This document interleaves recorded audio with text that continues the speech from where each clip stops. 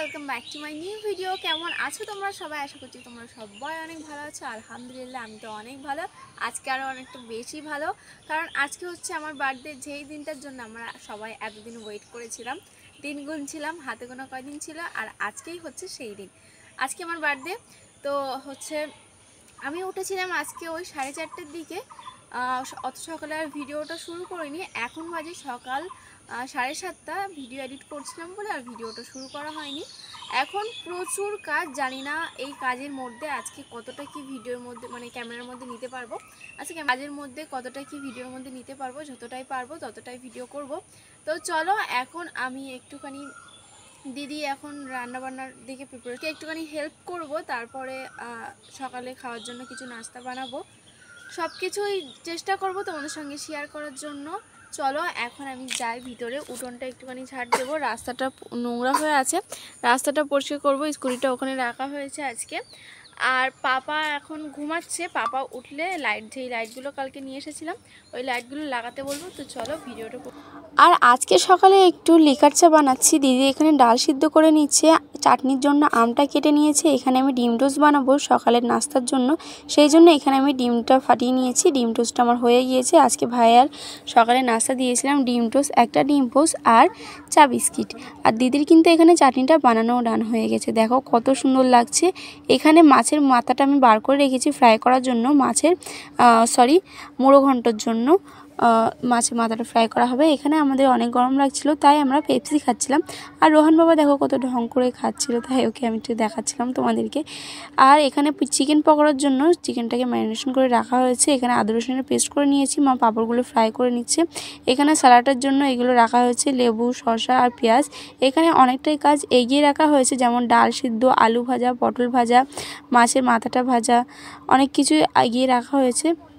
এখানে আমি একটু গান শুনছি, তোমরা শুনবে একটু, দেখো শুনে নাও তোমরা একটু আমি কি গান শুনছি।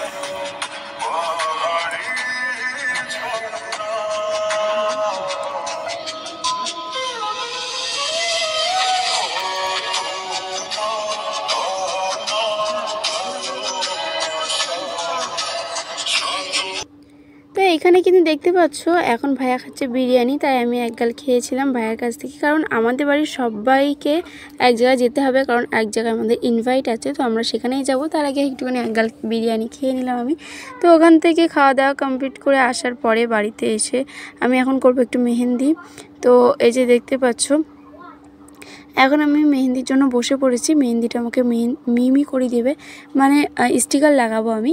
কালকে লাগানোর কথা ছিল, কিন্তু কালকে আর সময় হয়নি বলে লাগাতে পারিনি। তারপরে দেখলাম এটা ডান হাতের স্টিকার ছিল, তো আমি ভাবলাম যে ডান হাতেই লাগিয়ে নিই। আর এইখানে দেখো স্টিকারটা পুরোটা লাগানো ডান। এখন এর উপরে মেহেন্দিটা দিয়ে ব্যাস একটুখানি নেপে মতো দিলে ব্যাস হয়ে যাবে। তো চলো মেহেন্দি করিয়ে দিচ্ছে। মেহেন্দিটা কালকে করার কথা ছিল, কিন্তু কালকে আর সময় হয়নি বলে কালকে করিনি। এখন মেহেন্দি করিনি, তারপরে একটু বসিরহাটে যাব মিষ্টি আনতে আর কেক আনতে। তো চলো তখন দেখা করছি। আর আমি আর ভাইয়া কিন্তু এখন বার হয়ে গিয়েছি, আর জানি না কোন দিক থেকে যাব আমি, ভাইয়া নিয়ে যাচ্ছিল। তো চলো যাই, তোমরা ভিডিওটা পুরোটা দেখতে থাকো। আর এইখানে হচ্ছে আমি আছি, তো চলো এখন আমরা যাই। আর ভাইয়া আমাকে হুট করে এরকম জায়গায় নিয়ে আসবে সেটা তো আমি ভাবতে পারিনি, আসলে ভাইয়া পাকামো করছিল ওটা। তো চলো এখন আমরা যাচ্ছি। আর যেতে যেতে দেখেছিলাম একটা ট্রেন লাইন, তো আমার ট্রেন দেখতে সত্যি বলতে অনেক বেশি ভালো লাগে। আর এইখানে দেখো এখন ট্রেন যাবে, সেই জন্য বন্ধ হয়ে গিয়েছে গেট। তো চলো ট্রেনটা তোমরা দেখো, আমার ভালো লাগে তাই তোমাদের সঙ্গে একটু শেয়ার করলাম। তো এখন ট্রেনটা যাবে, তারপরে আমরা যাব।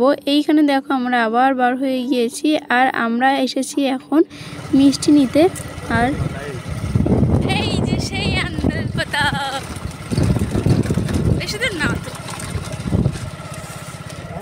হ্যাঁ এখন ভাইয়া আমাকে আন্দোলপোতা করতে নিয়ে এসেছে গাইস।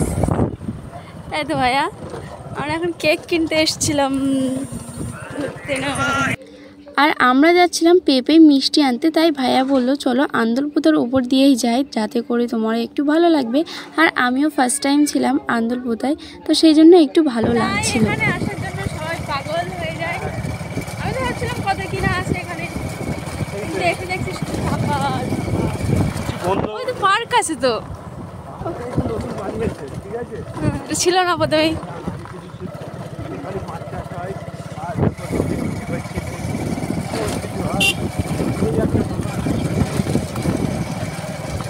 বিকালের দিকে আসলে একটু ভালো লাগবে, ফাঁকা ফাঁকা জায়গা। তাই দেখো লোক এসছে, এখন থেকে আসছে সবাই।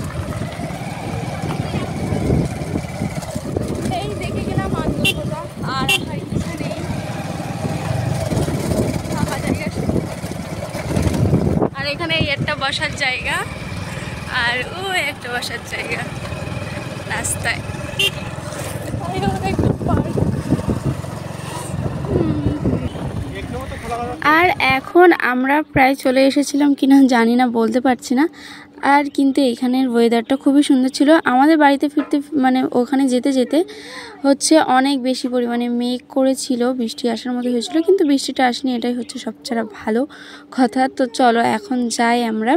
আর এই রাস্তাটা গাইস এত বেশি পরিমাণে সুন্দর ছিল, অনেক সুন্দর একটা ওয়েদার। তো ওইখানে কিন্তু সূর্যমুখী ফুল গাছ ছিল, সেটাই ভাই আমাকে দেখাচ্ছিল, আর আমি তোমাদের সঙ্গে শেয়ার করছিলাম তাল গাছ ছিল, সেগুলোই দেখাচ্ছিল। এখন কিন্তু আমরা মিষ্টি নিতে চলে এসেছি, আর এখানে মিষ্টিটা নিচ্ছি আমরা। আর এই মিষ্টির দোকানে এসেছিলাম, মিষ্টিগুলো গাইস এত সুন্দর। আমরা একটা মিষ্টি মানে আমরা একটুখানি টেস্ট করেছিলাম, রসগোল্লাটা অনেক সফট অ্যান্ড খেতে খুবই সুন্দর, আমার তো খুবই ভালো লেগেছে।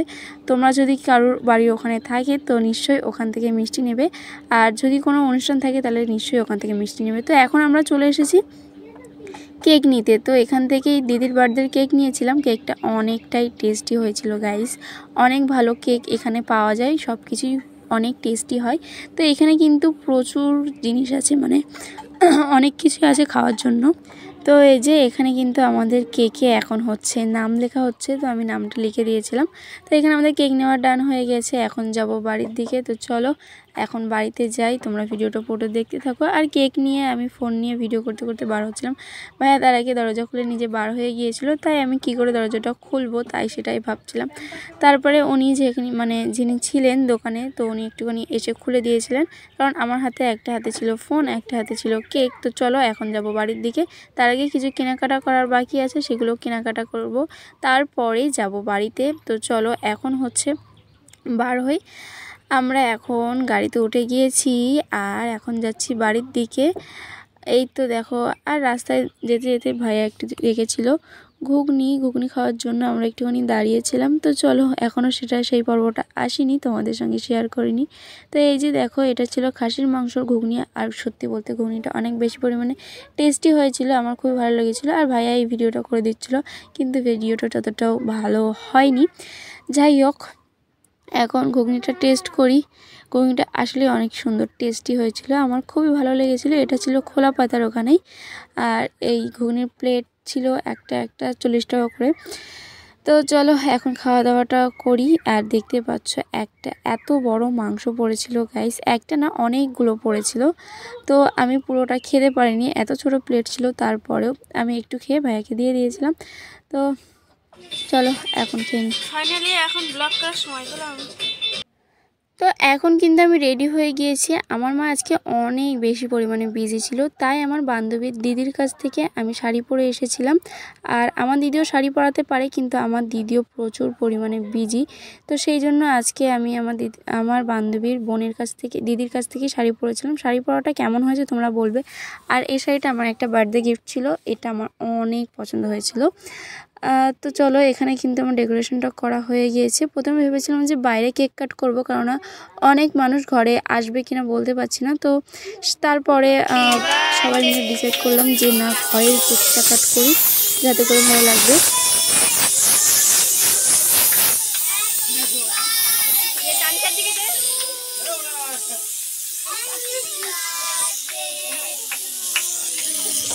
তো এখন আমি কেক কাটছিলাম, আর কেক কাটার পরে এখন আমি সবাইকে কেক খাওয়াবো। আর আমার শাড়িটা কেমন হয়েছিল তোমরা কিন্তু কমেন্ট করতে একদমই ভুলবে না। প্রথমেই খাইয়েছিলাম আমার কাকিমাকে, তারপরে আমার একটা আন্টি ছিল ওনাকে খাইয়েছিলাম। তো এখন পরপর করে সবাইকে খাওয়াচ্ছি। এখন খাওয়াচ্ছি কাকুকে, আমার মার কিছু মানে জানাশোনা মানুষ, এইগুলো অনেক ভালো কাছের মানুষ। তো চলো এখন আমি কেকটা খাইয়েছি সবাইকে, এবার মা সবাইকে মানে কেটে দেবে। তো এখন আমরা ডিনার করতে বসে গিয়েছি আমার বান্ধবীদের সঙ্গে আমি, কারণ আমি জানি যে পরে যদি আমি খাবার প্ল্যান করি তাহলে আমার ভিডিওটা করা হবে না, কারণ যদি মাদের সঙ্গে খেতে বসি তাহলে গল্প করতে করতে আর ভিডিও করার কথা ভুলে যাব না, করা হবে না।